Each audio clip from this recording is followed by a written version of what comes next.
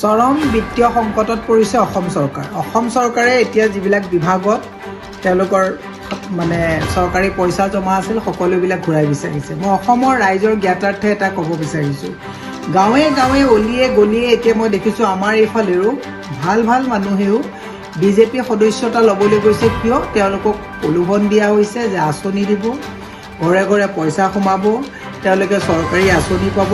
এই প্ৰলোভন কৰি ধাৰৰ ওপৰত গোটেই অসমখনক এনেকুৱা এটা পৰিস্থিতিলৈ লৈ গৈছে। আৰু মানুহেও আমাৰ মই বিশেষকৈ মাতৃ সমাজৰ কথাই কৈছোঁ, মাতৃ সমাজেও এই যে ধাৰ হৈছে গোটেই কক বকাই থাকিবলগীয়া এটা অৱস্থা হৈছে। অসমখন যে আজি তাৰিখত শ্ৰীলংকাৰ নিচিনা এটা অৱস্থালৈ গুচি যাবলগীয়া অৱস্থা হৈছে, এই কথাটো অসমৰ মাতৃ সমাজেও বোধগম্য হোৱা নাই। আজি তাৰিখত বিজেপি যিটো মেম্বাৰশ্বিপ হৈছে, মেম্বাৰশ্বিপটো বিজেপিক বেয়া পোৱা মানুহেও মেম্বাৰশ্বিপ লৈছে। কাৰণটো কি? কিবা পাব, কিবা পোৱাৰ যিটো প্ৰলোভন। মই মুখ্যমন্ত্ৰী হিমন্ত বিশ্ব শৰ্মাক কৈছোঁ যে স্বাধীনতাৰ পিছত ইমান ধৰুৱা মুখ্যমন্ত্ৰী, অসমৰ ৰাইজক ইমান ধাৰত পোত খোৱা মুখ্যমন্ত্ৰী মই কিন্তু পঢ়িবলৈও পোৱা নাই, শুনিবলৈও পোৱা নাই, দেখাও নাই। ব্যৰ্থ হৈছে। ইয়াৰ পৰা হাৰিয়ানাত গৈ আপুনি কৈছে 500 টকাত গেছৰ চিলিণ্ডাৰ দিব, ইমান মিছা।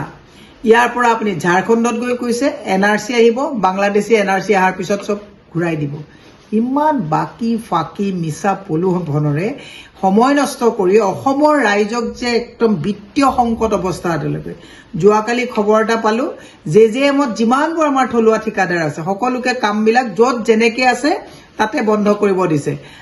পানী পাইপ লগালে, বনাই থোৱা ৰাস্তাবিলাক খান্দি খান্দি নষ্ট কৰিলে, পানীটো ৰাইজে নাপালে, এতিয়া আধাত কাম বন্ধ কৰি থলুৱা ঠিকাদাৰবিলাক মোৰে চিনাকি কমেও 1 ডৰ্জন ঠিকাদাৰে কালি মোৰে কপালে হাত দি কৈছে যে বাইদেউ কি যে অৱস্থা হ'ল, এতিয়া আমি মানে কেনেকৈ কি কৰিম ভাবি পোৱা নাই। পাণ দোকান দিবলগীয়া এটা অৱস্থা।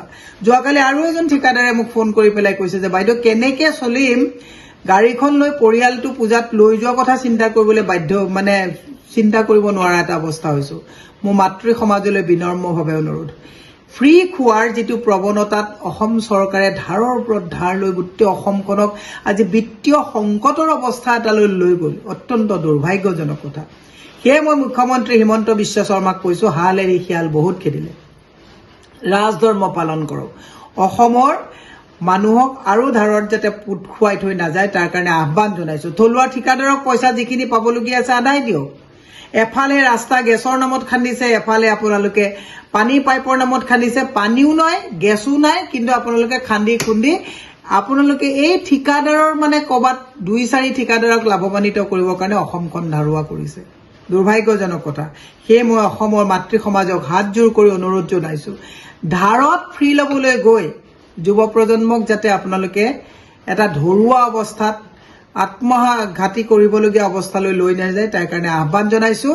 আৰু বিজেপি সদস্যতাৰ নামত যিটো প্ৰলোভন দিয়াৰ আৰম্ভ কৰিছে, হিমন্ত বিশ্ব শৰ্মাই খবৰ কাগজবিলাক পঢ়িব, হিমন্ত বিশ্ব শৰ্মাই চৰকাৰী বিভাগৰ কথাবিলাক পঢ়ি পেলাই অসমখন আৰু ধাৰত পোত নোযোৱাবৰ কাৰণে মই তেখেতক টানি আহ্বান জনাইছোঁ। ধন্যবাদ।